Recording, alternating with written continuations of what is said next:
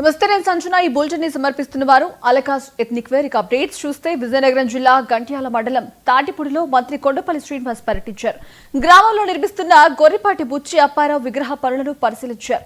October 13న బుచ్చి అప్పారావు జయంతిని పురస్కరించుకుని విగ్రహాన్ని ఆవిష్కరించనున్నట్లు మంత్రి తెలిపారు.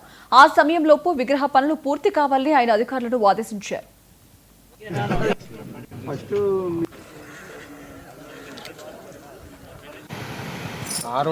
మనందరికీ తెలుసు,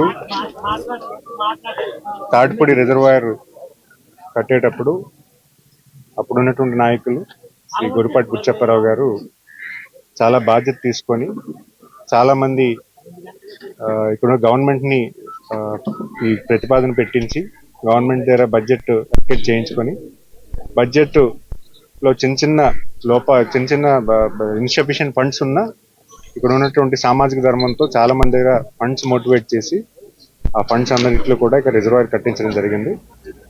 మనం ప్రభుత్వం వచ్చిన తర్వాత ఆయన పేరు మీద నామస్కరణ చేస్తూ మరి అలాగే ఇక్కడ విగ్రహం కూడా ఏర్పాటు చేయాలన్నది మా ముఖ్య ఉద్దేశం.